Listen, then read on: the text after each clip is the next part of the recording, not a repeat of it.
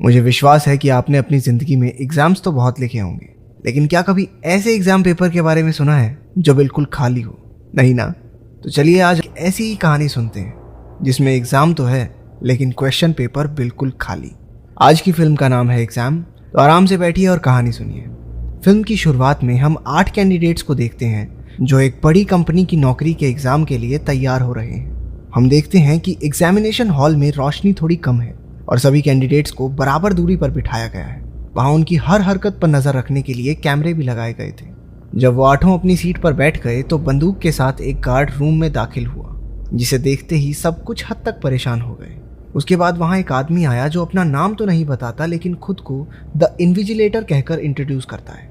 हमें पता चलता है कि वो सब कैंडिडेट्स इससे पहले की सारी परीक्षाएं पास कर चुके थे और अगर आज वो ये टेस्ट भी पास कर लें तो उन्हें अपने सपनों की नौकरी मिल जाएगी। इस टेस्ट के रूल के मुताबिक इन्विजिलेटर उन्हें बताता है कि एग्जामिनेशन हॉल में देश के संविधान का कोई भी कानून लागू नहीं होता और कैंडिडेट्स को सिर्फ और सिर्फ एग्जाम के कानून पर ही चलना होगा। उन्हें गार्ड और इन्विजिलेटर से बात करने की भी इजाज़त नहीं है। उसने बताया कि अगर वो जानबूझकर या गलती से भी उनके सामने रखे कागज़ को बर्बाद कर देते हैं या किसी भी वजह से उस कमरे से बाहर जाते हैं तो उन्हें डिस्क्वालीफाई कर दिया जाएगा। इस टेस्ट को ख़त्म करने के लिए उनके पास 80 मिनट का वक्त है। उनके सामने रखे पेपर पर सिर्फ एक ही क्वेश्चन है जिसका उन्हें जवाब देना है। क्या किसी का कोई सवाल है? इन्विजिलेटर ने सभी से पूछा। किसी के जवाब न देने पर वो सबको गुड लक कहकर कमरे से बाहर चला गया। जब उन्होंने क्वेश्चन पेपर को पलटा तो देखा कि वो दोनों तरफ से एकदम खाली था। वो सब एक दूसरे की तरफ कंफ्यूज निगाहों से देखते हैं। गुजरते वक्त के साथ उनकी बेचैनी बढ़ती जाती है। कैंडिडेट नंबर 2 ने पेपर पर लिखना शुरू किया कि क्यों वो इस नौकरी के लायक है। वहाँ लगे कैमरे उसके पेपर पर जूम करते हैं और गार्ड को उसे कमरे से बाहर निकालने के लिए कह दिया जाता है क्योंकि उसने अपना पेपर खराब कर दिया था। नंबर 2 दूसरे मौके की भीख मांगती रही लेकिन गार्ड ने उसकी एक ना सुनी और दरवाज़ा लॉक कर दिया। कुछ देर बाद नंबर 5 सोचता है कि वो इन्विजिलेटर और गार्ड से बात नहीं कर सकते। इसका मतलब ये भी हो सकता है कि वो आपस में तो बात कर सकते हैं। वो दूसरों को ये बात बताता है जिस पर वो भी विश्वास कर लेते हैं कि उन्हें साथ मिलकर सवाल और जवाब दोनों ढूंढने पड़ेंगे। वो सब मिलकर टेस्ट पास करने के कई तरीके डिस्कस करते हैं। इस दौरान कैंडिडेट नंबर 1 बिल्कुल नहीं बोलता। एक आदमी खुद को इंट्रोड्यूस करने लगता है लेकिन नंबर 5 ने सलाह दी कि उन सबको एक दूसरे के नकली नाम रख लेने चाहिए ताकि उन्हें अपनी असली पहचान ना बतानी पड़े। वो नंबर 1 को डेफ नाम देता है क्योंकि उसने अभी तक एक शब्द भी नहीं बोला था। उन्होंने लड़कों का नाम उनकी जाति के हिसाब से ब्राउन, ब्लैक और वाइट रखा, जबकि लड़कियों के नाम उनके बालों के रंग के हिसाब से ब्लॉन्ड, ब्रूनेट और डार्क रखे जाते हैं। वाइट सुझाव देता है कि वो अपनी सीट से खड़े हो सकते हैं क्योंकि ऐसा कोई रूल नहीं था जो कहता है कि वो ऐसा नहीं कर सकते। वो चांस लेकर खड़ा हुआ और सब ये देखकर खुश थे कि गार्ड अभी भी अपनी जगह पर ही खड़ा था, जिसका सीधा मतलब ये था कि वो पूरे कमरे में कहीं भी घूम सकते हैं। ब्रूनेट को लगता है कि सवाल किसी तरह की इनविजिबल इंक से उस पेपर पर लिखे गए हैं। वो सब उसकी बात को टेस्ट करने के लिए राजी हो जाते हैं लेकिन ये नहीं जानते कि करे कैसे।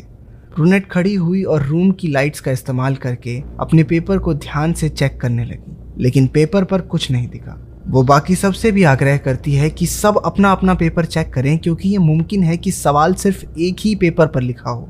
सभी उसकी बात मानकर अपने पेपर पर सवाल ढूंढने लगे लेकिन डेफ चुपचाप अपनी सीट पर बैठा रहा। वाइट उससे उसका पेपर लेकर लाइट में चेक करता है लेकिन किसी को कुछ नहीं मिला। ब्लैक ने सलाह दी कि हो सकता है ये लिखावट यूवी लाइट में दिखाई देने लगे। वो सब ऐसी किसी लाइट को ऑन करने वाले स्विच बोर्ड की तलाश में जुट जाते हैं। स्विच बोर्ड ना मिलने पर वो सीधा ऐसे किसी लाइट बल्ब को ही ढूंढने लगे। डेफ उनकी कोई मदद नहीं करता और बेचैनी से अपनी सीट पर बैठा रहता है। ब्लॉन्ड को कमरे में इमरजेंसी लाइट्स की स्ट्रिप मिलती हैं लेकिन क्योंकि वहाँ कोई स्विच नहीं था इसलिए उन्हें कमरे की सभी बत्तियों को तोड़ना होगा ताकि वो इमरजेंसी लाइट स्ट्रिप्स खुद ब खुद ऑन हो जाएं। मगर ब्राउन तर्क देता है कि वो इतना बड़ा रिस्क नहीं उठा सकते।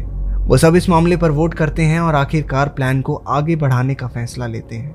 कमरे के सारे लाइट बल्ब्स टूटते ही इमरजेंसी ब्लू लाइट जल उठी। हर कोई पेपर में सवाल ढूंढने लगा सिवाय डेफ के, लेकिन एक बार फिर वो निराश हो जाते हैं क्योंकि उन्हें सवाल नहीं दिखता। ब्रूनेट सबको स्ट्रिप लाइट की पहली लेयर उतारने के लिए कहती है क्योंकि वो अभी भी जली नहीं थी। वो लाइट स्ट्रिप्स को तोड़ने के लिए औरतों की हील्स का इस्तेमाल करते हैं, जिससे रोशनी का रंग बदलकर पीला हो गया। लेकिन पेपर पर अभी भी कुछ नहीं दिखा। उनके पास अब सिर्फ 60 मिनट बचे हैं। वाइट को सूझता है कि वो कैंडिडेट नंबर 2 के पेपर के साथ कुछ भी कर सकते हैं, क्योंकि वो तो पहले ही डिस्क्वालीफाई हो चुकी है। सब उसके डेस्क के आसपास खड़े हो जाते हैं और उसके पेपर पर पेंसिल से ट्रेस करना शुरू करते हैं। फिर भी कोई सवाल सामने नहीं आया। वाइट उसके पेपर के कुछ टुकड़े कर देता है ताकि वो अलग अलग तरीके से एक्सपेरिमेंट कर सके। वो पेपर पर पेशाब तक करके देखता है कि कहीं वो इनविजिबल इंक लिक्विड एक्टिवेटेड तो नहीं। ब्लैक और व्हाइट में इस बात पर एक तीखी बहस छिड़ जाती है कि उन्हें आगे क्या करना चाहिए, लेकिन वो डेफ को रोता हुआ सुनकर रुक जाते हैं। वो अपनी सीट पर बैठा बैठा रोता रहा, जबकि बाकी उसे अचरज से देखते हैं। इसके बाद वो फ्रेंच में कुछ बड़बड़ाने लगा। वो ये दावा करता है कि पेपर में उसे खुद की झलक दिखाई दे रही है। बाकी सब उसके बड़बड़ाने के बारे में ज्यादा नहीं सोचते और वापस आइडियाज ढूंढने लगते हैं। हर कोई अपने आइडियाज सामने लेकर आता है। उनमें से कुछ का मानना है कि शायद इन्विजिलेटर ही इस सब के पीछे है, जबकि कुछ कहते हैं कि ये सीईओ का काम है। वो प्रेशर में आकर अपना आपा खो बैठे और एक दूसरे को बेइज्जत करने लगे। डार्क बड़े विश्वास से कहती है कि उन्हें कोई नहीं देख रहा, क्योंकि सीईओ कंपनी के काम में पूरी तरह बिजी रहता है। उसके पास कंपनी के सारे राइट्स हैं और इन फालतू चीजों के लिए उसके पास समय नहीं है। ये साफ है कि वो कंपनी के बारे में उन सबसे ज्यादा जानती है। ब्राउन उससे पूछता है कि उसे सीईओ के बारे में इतना सब कैसे पता, जिस पर डार्क ने जवाब दिया कि वो इसी कंपनी के लिए काम करती है, लेकिन उसने सीईओ को आज तक नहीं देखा। जब उसने कंपनी में एक बड़ी पोस्ट के लिए अप्लाई किया तो उसे इस टेस्ट के लिए चुना गया। व्हाइट उन्हें बताता है कि उसे ढूंढकर सामने से जॉब ऑफर की गई थी, जबकि बाकी लोग कहते हैं कि उन्होंने खुद जॉब के लिए अप्लाई किया था। एक चीज उन सब में कॉमन थी, और वो ये कि उनमें से कोई भी कंपनी के बारे में कुछ नहीं जानता, क्योंकि उनसे कोई भी सवाल ना पूछने के लिए कहा गया था। डार्क उन्हें बताती है कि वो एक जानी मानी फार्मास्यूटिकल कंपनी बायरॉग है। कुछ साल पहले जब एक महामारी पूरी दुनिया में फैल गई थी, तो उसका इलाज सबसे पहले इसी कंपनी ने ढूंढा था। इस वक्त उनका सालाना टर्नओवर $20 बिलियन है।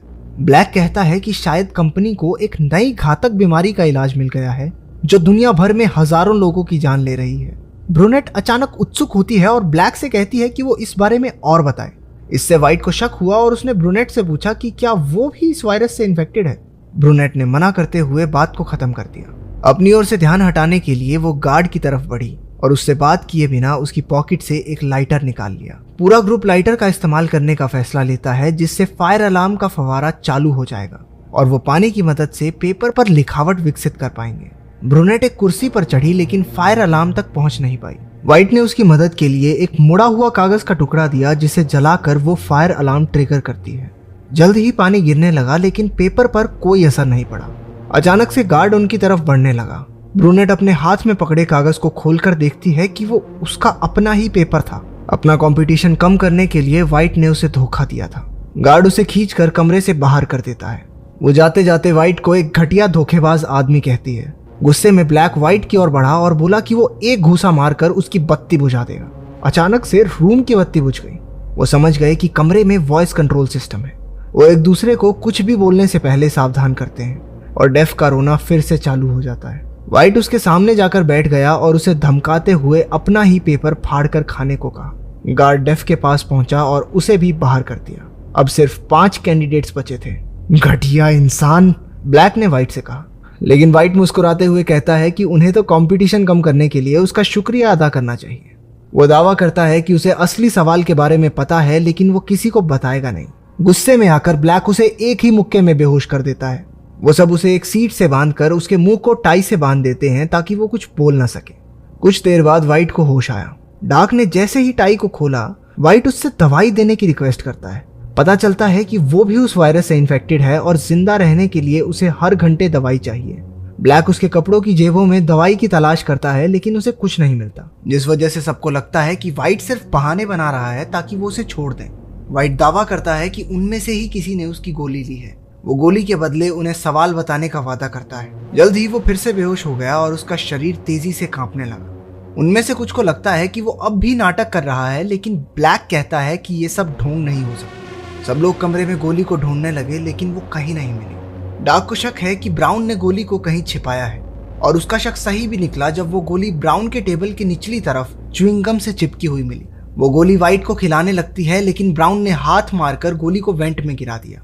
जब बाकी सब उसे बाहर निकालने की कोशिश कर रहे थे, डार्क घबराकर कैमरे के सामने गई और इन्विजिलेटर से वाइट को बचाने के लिए कहा, लेकिन इन्विजिलेटर से बात करने के लिए उसे तुरंत डिस्क्वालीफाई कर दिया गया। उसके जाने के बाद ब्लॉन्ड ने एक पिन की मदद से गोली को वेंट से निकाला और वाइट की जान बचाई। उसके ठीक होने पर सब उससे उस सवाल के बारे में पूछते हैं जिसे बताने का उसने वादा किया था। वाइट बताता है कि जवाब वो सब खुद हैं। वो सब अब तक सवाल की खोज कर रहे थे, लेकिन उसके हिसाब से असल में कोई सवाल है ही नहीं और जो अंत में बचेगा वही जवाब है। बाकी सब भी उसकी बात पर भरोसा करते हैं, लेकिन इससे पहले कि वो कुछ कर पाते, वाइट गार्ड की तरफ उसकी गन के लिए भागा। ब्लैक ने उसे धक्का देकर बंदूक अपने हाथ में ले ली। वो बंदूक का निशाना वाइट की तरफ करके कहता है कि वो किसी को गोली नहीं मारेगा। मौका पाते ही वाइट ने ब्लैक पर हमला किया और बंदूक उससे छीन ली, लेकिन जैसे ही उसने उसे इस्तेमाल करने की कोशिश की, उसे एहसास हुआ कि बंदूक पर फिंगरप्रिंट रिकॉग्निशन सिस्टम है, जिसका मतलब ये था कि सिर्फ गार्ड के हाथ से ही गोली चलेगी। वाइट ने गार्ड के हाथ का इस्तेमाल करके सबकी तरफ बंदूक तान दी। अगर जिंदा रहना चाहते हो तो चुपचाप कमरे से बाहर चले जाओ, वाइट ने बाकी सबसे कहा। ब्राउन बंदूक के डर से उसकी बात मानकर बाहर चला जाता है। ब्लॉन्ड भी नौकरी से ज्यादा अपनी जान को महत्व देते हुए बाहर जाने लगती है, लेकिन जाने से पहले उसने कहा, लाइट्स बंद। अचानक कमरे की सभी बत्तियां बंद हो गई। वाइट हर दिशा में अंधाधुंध गोलियां चलाने लगा। जब लाइट्स दोबारा जली तो ब्लैक छाती में गोली लगने की वजह से नीचे गिरा हुआ दिखाई देता है। वाइट आसपास नजर दौड़ाता है और देखता है कि ब्लॉन्ड का एक पैर अभी भी कमरे के अंदर था। वो उस पर भी गोली चलाने वाला था, लेकिन टाइमर को देखकर रुक गया। एग्जाम का समय खत्म हो गया था। वाइट कैमरे के पास जाकर इन्विजिलेटर से कहता है कि वो इस कंपटीशन का विजेता है। गार्ड ने उसके पास आकर उसे टाइम दिखाया। वाइट को यह देखकर झटका लगा कि अभी भी 20 सेकंड बाकी थे। उसे टेस्ट के दौरान इन्विजिलेटर से बात करने के लिए डिस्क्वालीफाई कर दिया गया। हमें पता चलता है कि जब वो सब सवाल ढूंढने में मसरूफ थे, तब डेफ ने चुपके से घड़ी का समय बदल दिया था। आखिर में एक ही कैंडिडेट बचा है, ब्लॉन्ड। उसने जमीन से डेफ का चश्मा उठाया जो उसे बाहर ले जाते वक्त नीचे गिर गया था। उसकी मदद से वो पेपर पर क्वेश्चन 1 लिखा हुआ देखती है। उसे जबरदस्त धक्का लगा जब डेफ कमरे में आकर उसे बताता है कि वो ही असल में कंपनी का सीईओ है। वो टेस्ट के दौरान सब पर नजर रखने के लिए ही वहां मौजूद था। ब्लॉन्ड उसके पास जाकर कहती है, नो। इन्विजिलेटर और सीईओ उसे देखकर मुस्कुराए, क्योंकि उसने सवाल ढूंढ निकाला था और टेस्ट में पास हो गई थी। पता चलता है कि जब टेस्ट की शुरुआत में इन्विजिलेटर ने उनसे पूछा था कि क्या किसी का कोई सवाल है, यही वो सवाल था जिसका जवाब उन्हें देना था। ये पूरा एग्जाम कैंडिडेट्स की होशियारी और अटेंटिवनेस का टेस्ट करने के लिए था। वो ब्लॉन्ड को सीईओ की सेक्रेटरी बनने का ऑफर देते हैं, लेकिन वो ये नौकरी स्वीकार नहीं करती, क्योंकि वो एक ऐसी कंपनी के साथ काम नहीं करना चाहती जहां पर लोगों को मारा जाता हो। जिस पर इन्विजिलेटर ने उसे बताया कि ब्लैक असल में मरा नहीं है, क्योंकि जो गोली उसे लगी है वो असल में एक कैप्सूल है जो बॉडी में जाने पर घाव को ठीक कर देता है। असल में यही उनके द्वारा बनाई गई करिश्माई दवाई है जो दुनिया की किसी भी बीमारी को ठीक कर सकती है। आखिर में ब्लॉन्ड जॉब एक्सेप्ट कर लेती है और सीईओ से हाथ मिलाने पर फिल्म खत्म। नीचे कमेंट्स में अपने हिसाब से कहानी का फेवरेट पार्ट जरूर बताइएगा। कहानी पसंद आई तो लाइक कर देना और ऐसी ही और वीडियोस के लिए सब्सक्राइब।